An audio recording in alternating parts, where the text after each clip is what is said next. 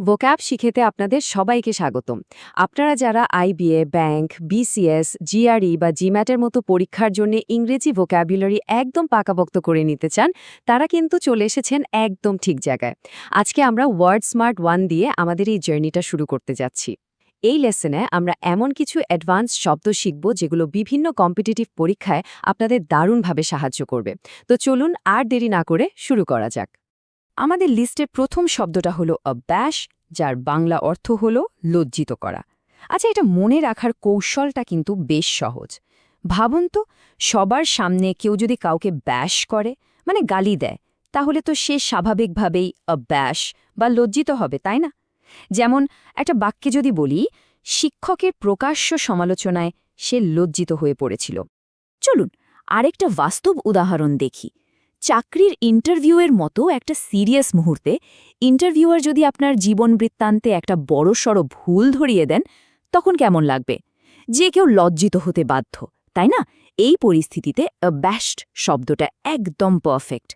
এর পরের শব্দটা হলো অ্যাবেইট, যার মানে হলো কোনো কিছুর তীব্রতা কমে যাওয়া বা হ্রাস পাওয়া। এটা মনে রাখার জন্য ওয়েট বা ওজন কমানোর কথা ভাবতে পারেন। ওজন কমানোর মতোই কোনো কিছুর জোর বা প্রভাব কমে যাওয়াকেই অ্যাবেট বলা হয়। যেমন ধরুন, অবশেষে ভারী বৃষ্টিটা কমতে শুরু করল। অর্থনৈতিক প্রেক্ষাপটে এই শব্দটা কিন্তু খুবই গুরুত্বপূর্ণ।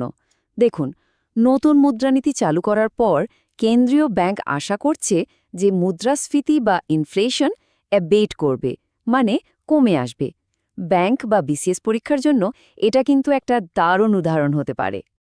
এখন আমরা শিখব অ্যাবডিকেট, যার অর্থ হল কোনো বড় পদ বা ক্ষমতা ত্যাগ করা। সাধারণত রাজা, রানী বা কোনো উচ্চ পদের ক্ষেত্রে এটা ব্যবহার করা হয়। নেমোনিকটা হল যখন কোনো ডিকটেটর বা স্বৈরশাসক তার ক্ষমতা ছাড়ে, তখন সে অ্যাবডিকেট করে। যেমন রাজা তার স্বাস্থ্যের কথা ভেবে সিংহাসন ত্যাগ করার সিদ্ধান্ত নিলেন। শুধু রাজা বাদশারাই নন, আধুনিক কর্পোরেট জগতেও কিন্তু এর ব্যবহার আছে। ধরুন, বিশাল কোনো কেলেঙ্কারির পর একজন সিইও যখন তার পদ ছাড়তে বাধ্য হন, তখন বলা হয় যে তিনি তার পজিশন অ্যাবডিকেট করেছেন। আমাদের পরের শব্দ হল অ্যাবারেশন। এর মানে হল স্বাভাবিক অবস্থা থেকে সরে যাওয়া বা কোনো একটা ব্যতিক্রমী ঘটনা। এটা মনে রাখার অনেকটা খুবই সহজ। স্বাভাবিক পথে কোনো এরর হওয়াই হল অ্যাবারেশন।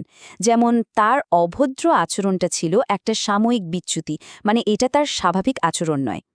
ব্যবসায়িক জগতে এর একটা চমৎকার প্রয়োগ আছে কিন্তু। ধরুন, একটা কোম্পানির সারা বছরের পারফরম্যান্স খুবই ভালো, কিন্তু হঠাৎ এক কোয়ার্টারে ফল বেশ খারাপ হলো। এই খারাপ ফলটাকে তখন একটা অ্যাবারেশন বা ব্যতিক্রম হিসেবেই দেখা হবে। অভর শব্দটা কিন্তু সাধারণ ঘৃণা বোঝায় না, এটা দিয়ে বোঝানো হয় তীব্র ঘৃণা বা বিতৃষ্ণা। মনে রাখার জন্য হরর শব্দটা ব্যবহার করতে পারেন। আমরা যেমন হরর মুভি বা ভয়ঙ্কর জিনিসকে ভয় পাই বা ঘৃণা করি, ঠিক তেমনি কোনো কিছুকে তীব্রভাবে অপছন্দ করা হলো অভর করা। যেমন যারা পশুদের ওপর নিষ্ঠুর আচরণ করে, আমি তাদের ঘৃণা করি। বিসিএস পরীক্ষার্থীদের জন্য এটা কিন্তু একটা খুব শক্তিশালী বার্তা। একজন ভবিষ্যৎ সরকারি কর্মকর্তা হিসেবে সব ধরনের দুর্নীতিকে অবশ্যই আভোর বা মনে প্রাণে ঘৃণা করতে হবে। এটা একটা দৃঢ় নৈতিক অবস্থান প্রকাশ করে। এর পরে যে শব্দটা আসছে সেটা হলো অ্যাবজেক্ট, যার মানে হলো অত্যন্ত শোচনীয় বা দুর্দশাগ্রস্ত একটা অবস্থা। নেমনিকটা ভাগুন, বারবার রিজেক্ট হতে থাকলে মানুষের মনের অবস্থা যেমন অ্যাবজেক্ট বা শোচনীয় হয়ে যায়। যেমন একটা খুব কমন উদাহরণ হলো, তারা চরম দারিদ্র্যের মধ্যে বাস করছে। এই বাক্যটা কিন্তু একটা করুণ বাস্তবতাকে তুলে ধরে।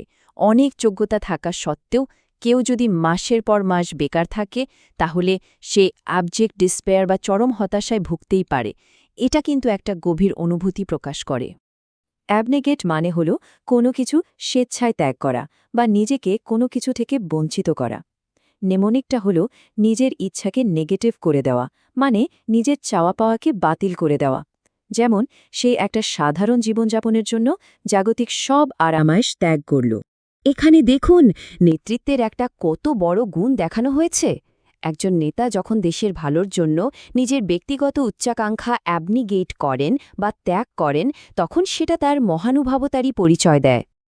অ্যাবর্টিভ শব্দটার অর্থ হল ব্যর্থ বা অসম্পূর্ণ।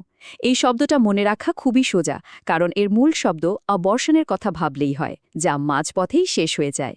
তাই যে কোনো নিষ্ফল চেষ্টাকেই অ্যাবর্টিভ অ্যাটেম্প্ট বলা যায়। যেমন পাহাড় চড়ার তাদের প্রচেষ্টাটি ব্যর্থ হয়েছিল। এটা আজকের যুগের একটা খুবই প্রাসঙ্গিক উদাহরণ। অনেক স্টার্টআপ কিন্তু ভালো আইডিয়া নিয়েও শুধুমাত্র ফান্ডিংয়ের অভাবে মার্কেটে ঢুকতে পারে না। তাদের সে ব্যর্থ চেষ্টাকে বলা যেতে পারে অ্যাবর্টিভ অ্যাটেম্প্ট। অ্যাভারেজ মানে হল কোনো কিছুকে, বিশেষ করে কোনো লেখাকে সংক্ষিপ্ত করা। নিমনিকটা তো চমৎকার। ভাবুন তো, একটা ব্রিজ যেমন লম্বা পথকে ছোট করে দেয়, ঠিক তেমনি অ্যাভারেজ একটা বড় লেখাকে ছোট করে। যেমন প্রকাশক বিশাল উপন্যাসটি সংক্ষিপ্ত করার সিদ্ধান্ত নিলেন। আর এটা তো পরীক্ষার্থীদের জন্য একটা খুবই কাজের টিপস, তাই না? পরীক্ষার আগে সময় বাঁচাতে যে কোনো বড় রিপোর্টের অব্রিজড বা সংক্ষিপ্ত সংস্করণটা পড়াই তো বুদ্ধিমানের কাজ। অ্যাবসলিউট শব্দটার মানে হল সম্পূর্ণ, নিখুঁত বা শর্তহীন, যার কোনো সীমা নেই। এটা মনে রাখতে পারেন অল সলিউশন হিসেবে, মানে যেখানে সব কিছুই 100% নিশ্চিত। যেমন আপনার টিমের সদস্যের উপর আপনার অ্যাবসলিউট ট্রাস্ট বা পূর্ণ বিশ্বাস রাখতে হবে। শাসন ব্যবস্থা বা আইনের মতো বিষয়ে এই শব্দটা প্রায়ই ব্যবহার করা হয়। যেমন সংবিধান আইন ব্যাখ্যা করার ক্ষেত্রে বিচার বিভাগকে অ্যাবসলিউট অথরিটি বা পূর্ণ ক্ষমতা দেয়, যার উপর আর কোনো কথা চলে না। আমাদের আজকের তালিকার একটি গুরুত্বপূর্ণ শব্দ হল অ্যাবসলভ, যার অর্থ দোষ, দায় বা পাপ থেকে মুক্তি দেওয়া। নিমনিকটা খুবই সহজ। সব সমস্যা সলভ করে কাউকে অ্যাবসলভ বা মুক্ত করে দেওয়া হয়। যেমন পুরোহিত তাকে তার পাপ থেকে মুক্তি দিলেন। আইনের জগতে অ্যাবসলভ একটা খুবই ফর্মাল এবং বহুল ব্যবহৃত শব্দ। আদালতের চূড়ান্ত রায় যখন একজন আসামিকে সব অভিযোগ থেকে নির্দোষ ঘোষণা করে, তখন বলা হয় যে আদালত তাকে অ্যাবসলভ করেছে। চলুন এবার লাইটনিং স্পিডে একবার সব ঝালিয়ে নেওয়া যাক। অ্যাব্যাশ, লজ্জিত করা। অ্যাবেট, কমানো। অ্যাবডিকেট, পদত্যাগ করা। অ্যাবেরেশন, বিচ্যুতি। অ্যাবহর, তীব্র ঘৃণা করা। অ্যাবজেক্ট, শোচনীয়। অ্যাবনিগেট, ত্যাগ করা। অ্যাবর্টিভ, ব্যর্থ। অ্যাব্রেজ, সংক্ষেপ করা। অ্যাবসলিউট, পূর্ণাঙ্গ। এবং সবশেষে অ্যাবসলভ, মুক্তি দেওয়া। আজকের এই পর্বটি মনোযোগ দিয়ে দেখার জন্য অসংখ্য ধন্যবাদ। আমাদের এই শেখার প্রচেষ্টা যদি আপনাদের ভালো লেগে থাকে, তাহলে অবশ্যই লাইক, শেয়ার এবং সাবস্ক্রাইব করে আমাদের এই যাত্রার সঙ্গী হবেন। আবারও সবাইকে অনেক ধন্যবাদ। আপনাদের জন্য রইল অনেক অনেক শুভকামনা।